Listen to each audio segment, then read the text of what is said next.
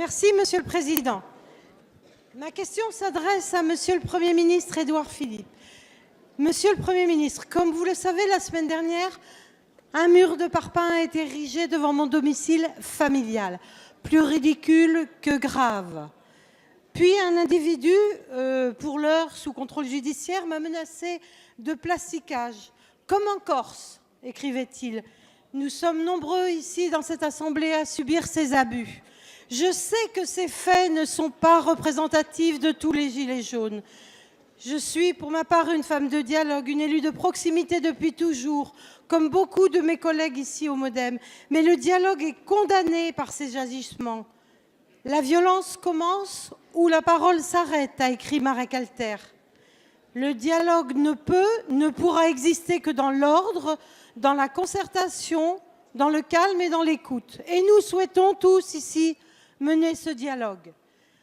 Au-delà d'insultes et de parpaings dérisoires, je veux dénoncer les agissements contre notre économie, contre dévastée, malmenée.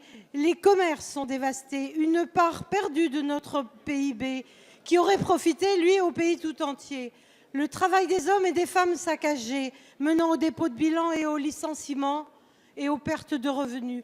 Plus que nous, leur porte-parole légitime, je veux mettre en lumière tous ces travailleurs qui ont été gravement pénalisés. Le gouvernement a affirmé la semaine dernière que face à l'ultra-violence, la réponse serait désormais l'ultra-fermeté.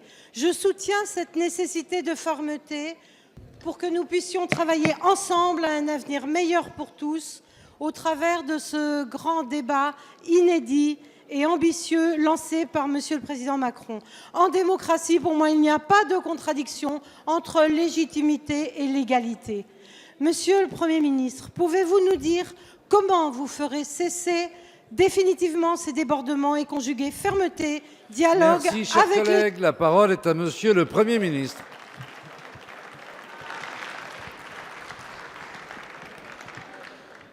Monsieur le Président, Mesdames et Messieurs les députés, Madame la députée, permettez-moi, avant de répondre à la question que vous venez de poser, de souhaiter à l'ensemble de la représentation nationale des vœux de bonne santé personnelle, de bonne santé politique aussi, de contribution fructueuse à notre vie démocratique.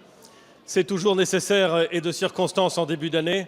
Quelque chose me dit, Madame la députée, Mesdames et Messieurs les députés, que ça l'est peut-être plus encore en ce début d'année.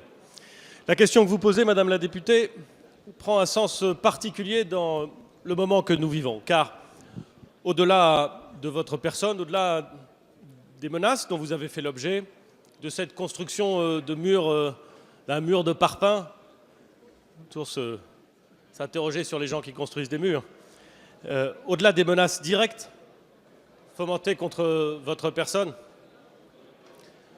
au-delà de la cinquantaine, Madame la députée, de parlementaires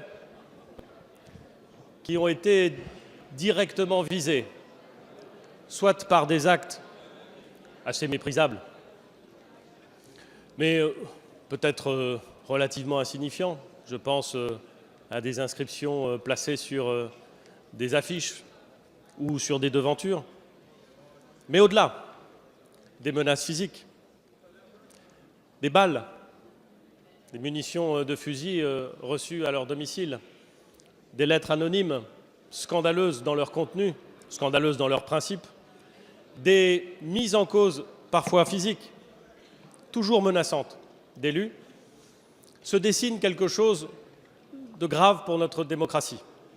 On pourrait sans doute d'ailleurs y ajouter les violences dont ont fait l'objet un certain nombre de forces de l'ordre, les violences dont ont fait l'objet des journalistes, les violences dont ont fait au fond l'objet tous ceux qui, aux yeux d'une petite minorité, mais d'une minorité totalement décomplexée, ceux qui semblent incarner je ne sais quel système, en vérité ceux qui incarnent la représentation élective, la liberté de la presse, avec ses excès et parfois les critiques qu'on peut lui adresser, mais néanmoins des choses qui sont consubstantielles de notre système démocratique. Et c'est la raison pour laquelle, Madame la députée, qu'on ne peut pas prendre ces attaques à la légère.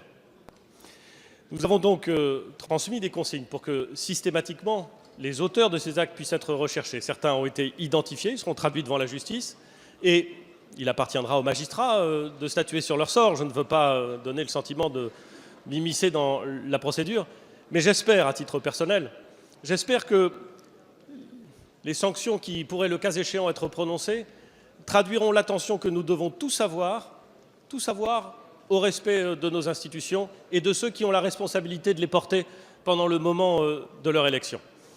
C'est donc un message de fermeté que vous m'offrez l'occasion de redire. Mais permettez-moi aussi de reprendre des termes que j'avais déjà utilisés à l'occasion d'une question posée en décembre.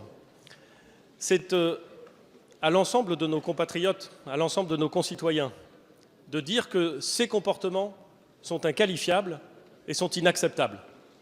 Les forces de l'ordre font leur travail, les magistrats font leur travail, mais on ne peut pas laisser s'installer un dialogue entre des gens qui remettent en cause les institutions et les représentants des forces de l'ordre. Nous devons collectivement, et je parle de nous en tant que citoyens, en tant que concitoyens, nous devons dire que notre démocratie est un bien précieux, que c'est toujours un bien plus fragile que ce qu'on imagine et qu'il faut collectivement le défendre en disant ce qui est inacceptable. Et j'observe, Madame la députée, que la condamnation de ces actes est générale et je m'en réjouis. Merci, Monsieur le Premier ministre.